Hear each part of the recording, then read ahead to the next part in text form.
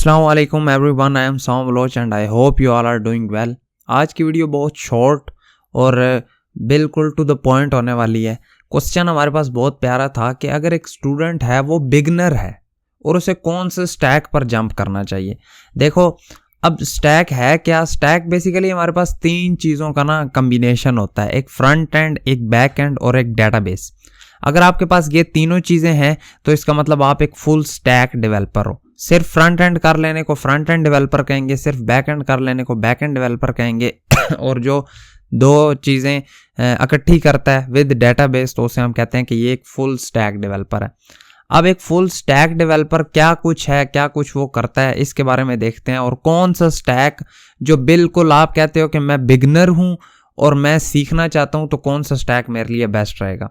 अगर हम directly stack की बात करते जाएं तो देखो अब जब हम फ्रंट एंड करते हैं, फ्रंट एंड एक ऐसी चीज़ है जहां पर हर कोई बिल्कुल बेसिक से स्टार्ट करता है और वो ऑलमोस्ट मतलब जो भी बिगनर है स्टार्ट करेगा उसे मशवरा भी यही दिया जाता है कि भाई फ्रंट एंड ही करो। और फ्रंट एंड ही मोस्टली की जाती है start from HTML and CSS। जब HTML CSS, अब क्यों HTML CSS पहले करनी चाहिए, उसकी वजह क्या है। देखो HTML CSS एक ऐसी चीज़ है जो आपका बिल्कुल स्टार्ट है कोडिंग का। जब आपने वहाँ से स्टार्ट पकड़ा तो वो ऐसी चीज़ें हैं दोनों कि जो हमें नज़र आती हैं, ठीक है, जो हम क्रिएट करते हैं हमें नज़र आता है। अगर हमें वो क्रिएट करते हुए नज़र आती हैं तो हमें इंटरेस्ट बना रहता है इस चीज़ के अंदर।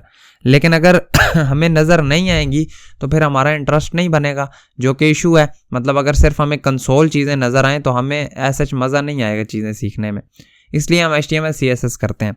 जब ये चीज़ें की जाती हैं फिर हम जंप करते हैं जावास्क्रिप्ट के ऊपर। देखो जो जावास्क्रिप्ट है ना, जावास्क्रिप्ट इसलिए की जाती है ताकि हम अपनी वेबसाइट की फ्रंट एंड की जो फंक्शनैलिटीज़ हैं वो हम जावास्क्रिप्ट के थ्रू हैंडल कर लें। अब जो फंक्शनैलिटीज़ हैं वो तो हैंडल हो जाती हैं फ्रंट एंड के अंदर। उसी के साथ अब जब हमने जावास्क्रिप्ट सीख लिया, हम कहते हैं मुझे फ्रंट एंड ऑलमोस्ट आ गई।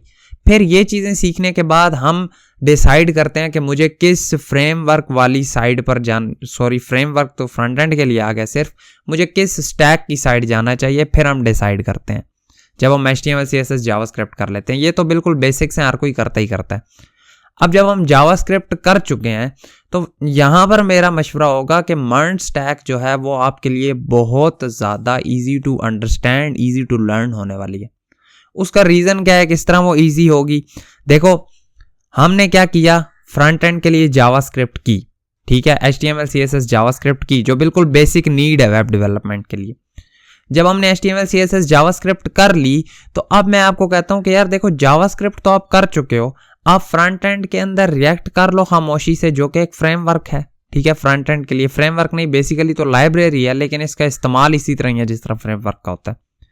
तो आप रिएक्ट कर लो जो कि जावास्क्रिप्ट के अंदर ही बनी है सॉरी, अब वो जावास्क्रिप्ट से ही बनी हुई है, मतलब जावास्क्रिप्ट का यूज करते हुए ही आप उसमें कोड लिखोगे तो वहां पर आपकी रिएक्ट इजीली हो जाएगी।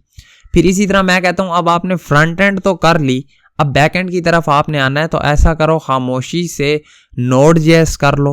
Node.js उसके अंदर उसका आगे फ्रेमवर्क आ जाएगा Express.js, तो चुप करके ये कर लो।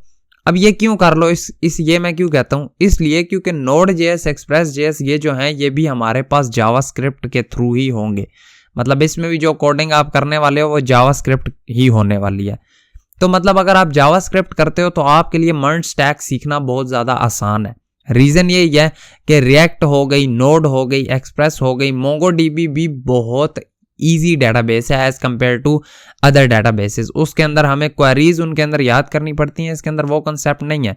सिंपली आपको मेथड्स गिवन होते हैं, आपने बस वो यूज़ करने होते हैं और आप अपने CRUD ऑपरेशंस कंप्लीट कर पाते हो।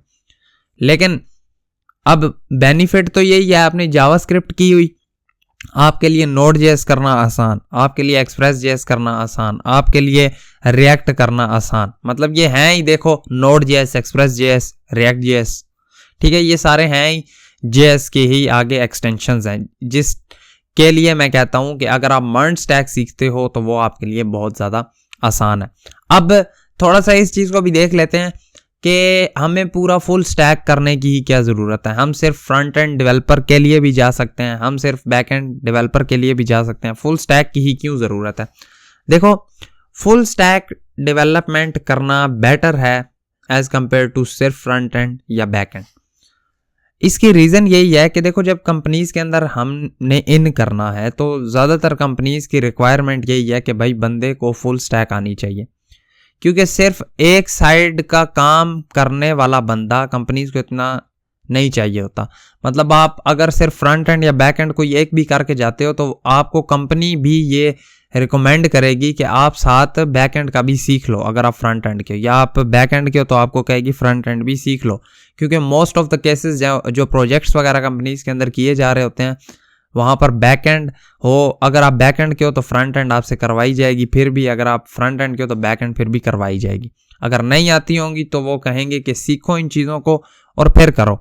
इसलिए बेटर यही है कि हम लोग खुद से ही पहले से ही चीज़ें सीख लें, तो ये तो अच्छा है हम पहले से ही एक पूरा स्टैक लेके जाएं।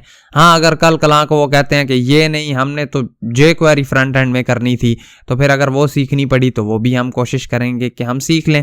इसी तरह अगर वो कहते हैं कि हमने फ्रंट एंड के अंदर रिएक्ट की जगह एंगुलर करनी है तो हम ट्राई करेंगे कि हम एंगुलर भी सीख लें उसी टाइम साथ साथ, बजाय हम उन्हें कहें कि यार नहीं ये चीज़ तो मुझे नहीं आती, मैं तो नहीं कर पाऊंगा। इंटरव्यू के अंदर भी ये चीज़ शो कराओ कि नहीं मुझे आती नहीं है बट आई विल लर्न, ठीक है, इन फ्यू डेज, कि आप मुझे ज्वाइनिंग दें, मैं साथ साथ ये चीज़ सीख लूँगा, मुझे जो टास्क मिलेंगे मैं वो कंप्लीट कर लूँगा।